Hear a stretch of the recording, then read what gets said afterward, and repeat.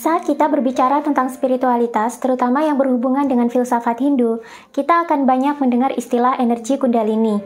Istilah ini tak hanya populer di Indonesia, tapi juga akhirnya populer di Barat dan banyak dipelajari di sana. Energi kundalini ini adalah energi ilahi dan merupakan energi spiritual yang sebenarnya. Setiap manusia telah dibekali oleh energi kundalini ini. Namun pada dasarnya, saat manusia terlahir ke dunia, energi kundalini mereka ini dalam keadaan tidak aktif atau dorman atau tertidur. Energi ini berlokasi di dasar tulang ekor manusia. Ketika energi ini berhasil dibangunkan, ia akan naik untuk membersihkan cakra-cakra di atasnya hingga nanti sampai di puncaknya, yakni cakra mahkota. Ketika energi kundalini mulai bangkit inilah, maka manusia dikatakan mengalami kebangkitan spiritual. Jadi, kalau kalian pernah mengalami masalah atau sakit bertubi-tubi hingga jatuh ke titik nol, lalu kemudian kalian mulai mempertanyakan diri sendiri dan mulai mempertanyakan agama yang dianut, maka itu adalah pertanda bahwa kundalini kalian telah bangkit secara alami. Dan kebangkitan kundalini secara alami ini belum tentu dialami oleh setiap orang. Pertanyaannya sekarang, mengapa di luar sana banyak sekali orang yang ingin membangkitkan kundalini mereka? Apakah benar ketika kundalini aktif, maka kesadaran dan kekuatan supernatural kita juga ikut bangkit? Bukankah kebangkitan spiritual itu menyakitkan? Kenapa sih banyak yang ingin mengalaminya? Apa sih yang terjadi pada diri kita setelah kundalini kita bangkit?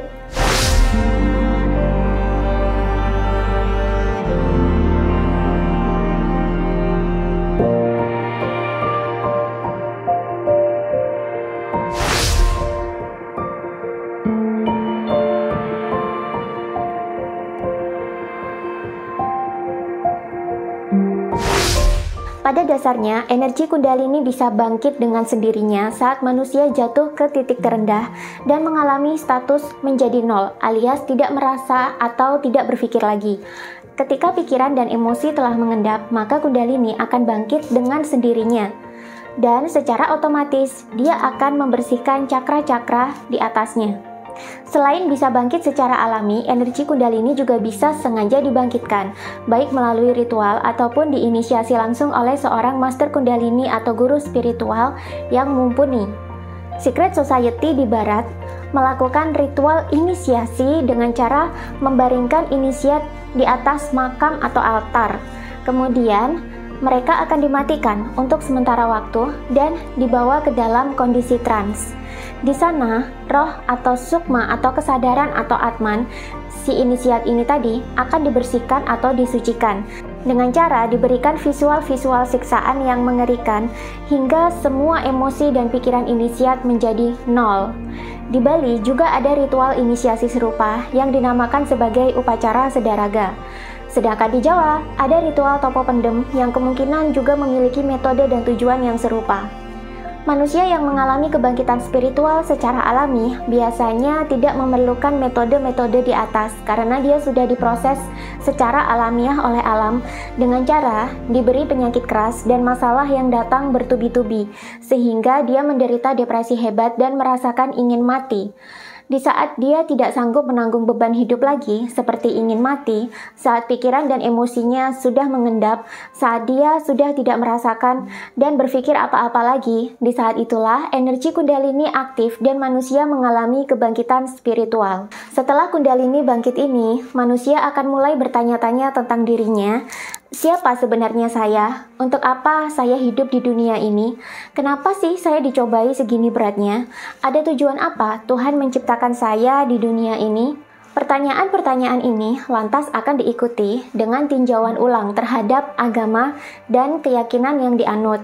Dia mulai mengkaji ulang apakah dia sudah memeluk agama yang benar. Jika hanya ada satu agama yang benar, kenapa di dunia ini agama-agama lain masih eksis?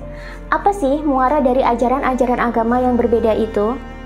Kebangkitan spiritual secara alami itu memang sangat berat, tapi jangan putus asa, karena ada hal-hal luar biasa yang akan kalian alami setelah itu. Setidaknya, ada 15 hal luar biasa yang sedang menunggu manusia yang sudah terbangkitkan. Apa saja? Yang pertama, cakra-cakra mulai dibersihkan. Cakra adalah pusat-pusat energi dalam tubuh. Dia biasanya terhubung dengan kinerja organ-organ tubuh di sekitarnya secara tidak sadar atau otonom. Cakra yang tersumbat akan membuat manusia mengalami ketidakharmonisan perilaku. Sedangkan cakra-cakra yang terbuka sempurna dan seimbang satu sama lain akan membuat tingkah laku manusia menjadi harmoni dan berdampak positif pada kesehatan baik mental maupun fisik. Contoh saja, jika cakra muladhara atau cakra dasar manusia itu tersumbat, dia akan menjadi orang yang malas bekerja, tidak punya semangat hidup, dan sangat suka menunda pekerjaan. Tapi jika cakra muladhara ini mulai aktif, maka manusia akan menjadi semakin semangat sekali bekerja. Cakra di dalam tubuh manusia sebenarnya ada banyak, namun yang utama ada 7, dan masing-masing cakra ini mengalirkan energi ke organ-organ tubuh yang berbeda-beda. Cakra tertentu yang tersumbat akan berdampak pada terganggunya fungsi organ tertentu. Ia juga berdampak pada ketidakharmonisan perilaku manusia. Makanya jika ada orang yang masih memiliki watak angkara murka, mudah iri dengki, mengalami depresi, atau suka murung, itu adalah tanda bahwa cakra dia ada yang tersumbat. Jika kalian penasaran lebih lengkap tentang cakra, berikut fungsi dan cara pembersihannya, kalian bisa komen di bawah, nanti aku buatkan video khusus yang membahas tentang cakra. Yang kedua, penyakit dan depresi yang diderita ini mulai sembuh. Jika sebelumnya kalian menderita sakit yang sangat parah atau aneh, ataupun menderita penyakit yang bahkan medis pun tidak mampu untuk menyembuhkannya, ketika Kundalini sudah aktif, maka penyakit ini akan sembuh dengan sendirinya. Bahkan di kasus saya dulu, penyakit yang saya derita selama setahun akhirnya sembuh dalam waktu 1 hari saja. Depresi yang kalian alami juga menjadi sembuh dengan sendirinya. Perlahan-lahan tapi pasti, emosi kalian akan meningkat dari yang semula itu emosi negatif seperti kemarahan, dendam, sakit hati, dan sebagainya, kini meningkat menjadi emosi positif yang luhur, seperti ikhlas, damai, bahagia, dan sejenisnya. Trauma-trauma yang sejak kecil kalian derita pun akan sembuh sendiri secara bertahap. Ada saja cara semesta membantu kalian untuk sembuh. Ketika emosi telah menjadi positif dan trauma-trauma ini mulai disembuhkan, di situ kalian akan mendapatkan kesehatan mental yang paripurna. Ujung-ujungnya kalian akan menjadi lebih bijaksana daripada sebelumnya dan lebih cepat memahami suatu hal daripada sebelumnya. Kecerdasan kalian pun meningkat, gairah hidup juga meningkat. Yang ketiga, masalah yang dihadapi mulai ketemu solusinya. Banyak orang yang mengalami kebangkitan spiritual ini diawali dengan mendapatkan masalah yang bertubi-tubi. Tak jarang, masalah ini begitu kusut, sampai sulit sekali untuk diurai. Namun, setelah Kundalini mulai bangkit, kalian mulai sehat secara fisik dan mental. Di saat itu pula, solusi atas masalah-masalah kalian mulai berdatangan. Problem yang semula itu seperti mustahil untuk diatasi, kini bisa diatasi secepatnya. Kalian jadi bisa menyongsong hidup baru yang lebih nyaman dan stabil. 4. Mulai mencari jati diri dan makin mengenali diri sendiri. Kecenderungan orang yang mengalami kebangkitan spiritual adalah mereka jadi punya intensi untuk mencari jati dirinya masing-masing. Mereka ingin sekali mendapatkan jawaban atas pertanyaan seputar, siapakah saya? Saya tercipta di dunia ini tuh untuk apa? Apa sih misi hidup saya?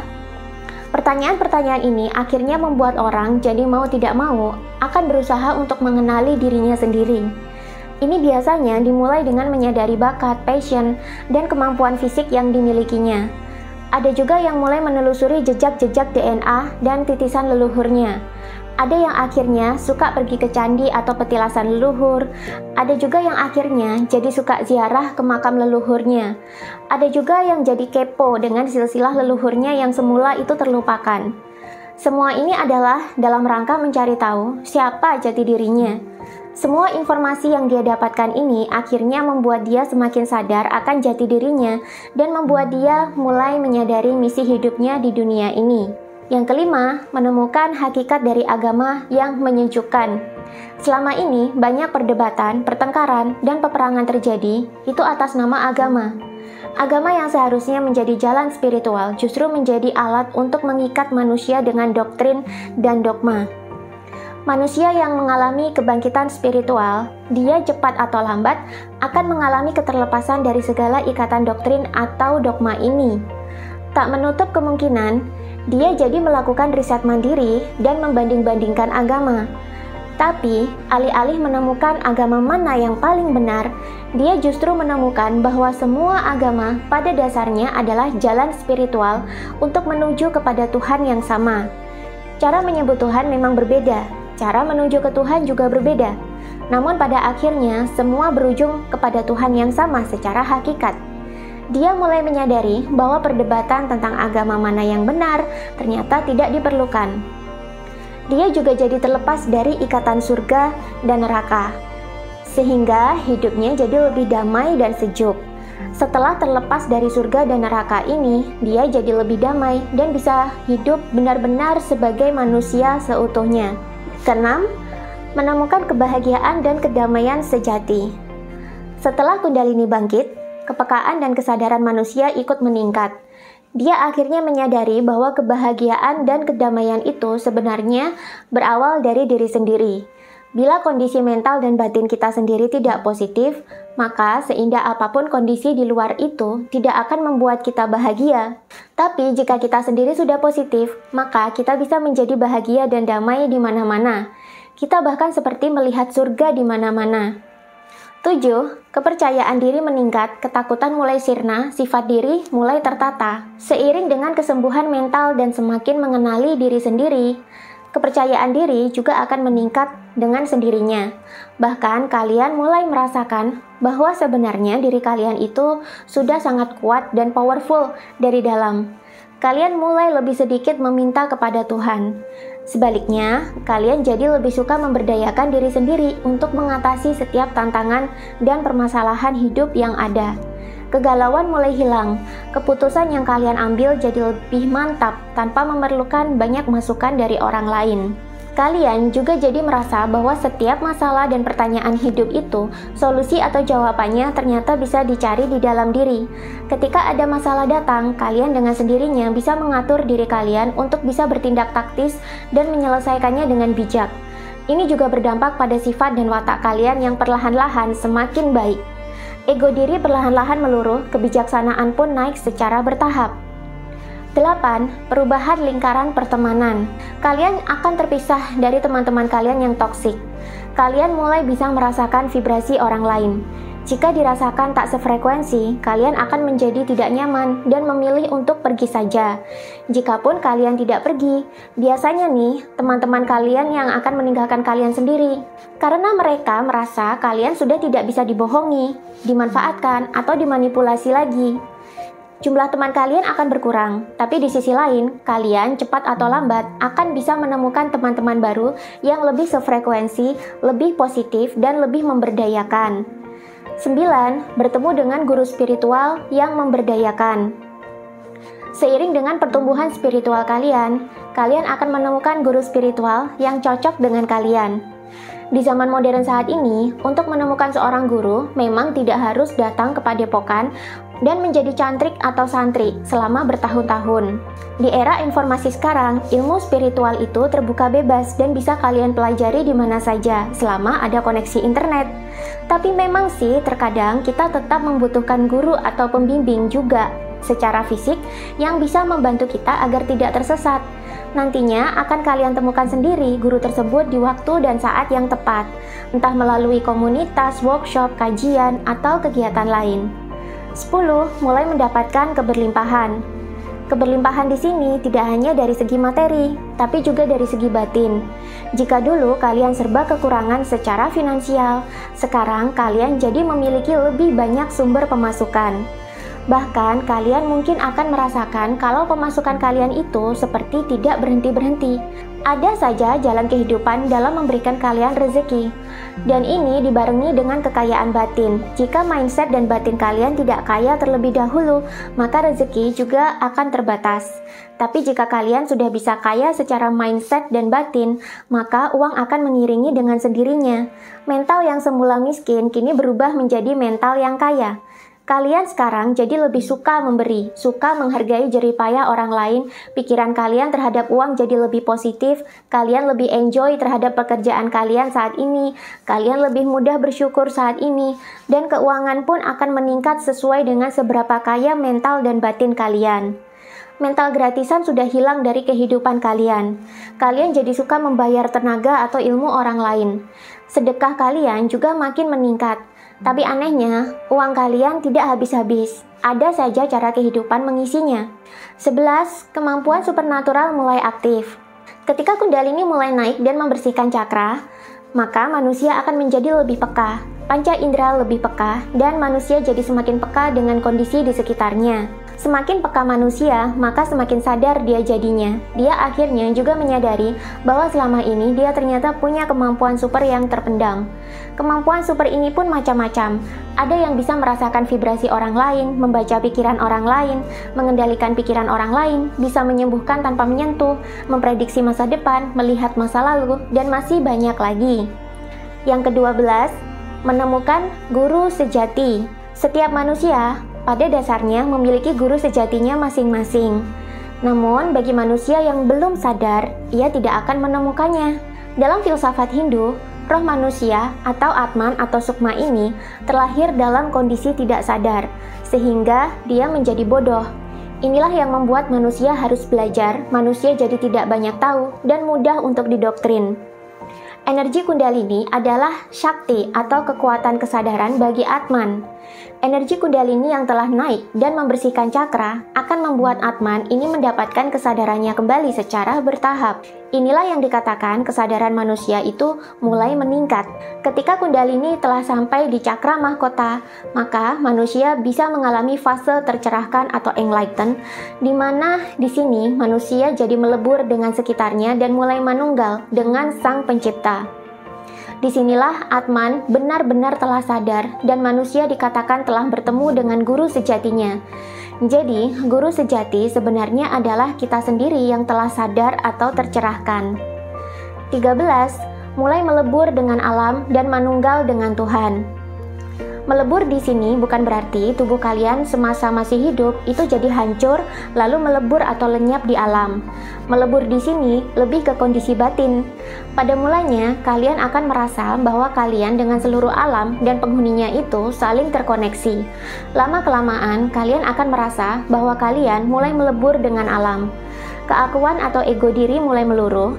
Dia tak lagi menjadi tuan atas diri dan tak lagi mengendalikan kalian. Lama-kelamaan, identitas yang kalian sandang sejak kecil seperti identitas nama, suku, gender, kebangsaan, bahkan agama sekalipun, ini akan menghilang dan kalian merasakan telah menjadi satu dengan alam. Di saat itu, kalian akan merasakan kalau kalian itu nothing, tapi justru disinilah kekuatan atau energi terbesar kalian itu berada. Di sini pula lah kalian merasakan kalian mulai manunggal atau menyatu dengan alam semesta. 14. Mulai memiliki sifat Sabdo Pandito Ratu. Puncak spiritual adalah menjadi manusia yang tercerahkan, di mana dia di sini menjadi manunggal dengan Tuhan dan alam semesta. Jarak antara manusia dengan Tuhan tidak lagi ada, dan emosi yang dialami benar-benar sulit untuk didefinisikan. Saat tercerahkan, itu berarti manusia telah menjadi perwakilan Tuhan seutuhnya di dunia ini. Apa yang dia katakan akan terwujud. Apa yang dia upayakan akan membuahkan hasil. Apa yang dia ucapkan akan menjadi kenyataan. Dalam bahasa Jawa, orang yang memiliki karakter di atas disebut sebagai Sabdo Pandito Ratu, alias apapun yang terucap dari mulutnya adalah sabda atau perkataan atau titah dari Sang Maha Pencipta. Setelah aku posting vlog tentang cerita kesembuhan aku dari penyakit metafisika di YouTube, ternyata banyak yang mengalami hal serupa. Banyak yang mengalami sakit yang tidak bisa disembuhkan hanya secara medis, banyak yang merasakan depresi, dan ada juga yang mengalami kebangkitan spiritual tapi tidak tahu harus sharing dengan siapa. Dulu sampai banyak banget yang telepon minta untuk dibimbing meditasi sampai sembuh, tapi dulu guru yang membimbing aku untuk sembuh masih sibuk banget. Sekarang aku bisa meminta beliau untuk meluangkan waktu membuka sesi private healing buat kalian semua. Jadi buat kalian yang ingin konsultasi seputar healing, baik healing untuk kesembuhan fisik maupun mental, ataupun hanya perlu teman untuk konsultasi terkait spiritual, kalian bisa jadwalkan untuk membuat sesi private healing bareng guru aku langsung ya. Dan seat ini terbatas hanya untuk 3 orang saja per hari. Klik tombol atau swipe up di bawah video atau baca deskripsi video untuk informasi selengkapnya.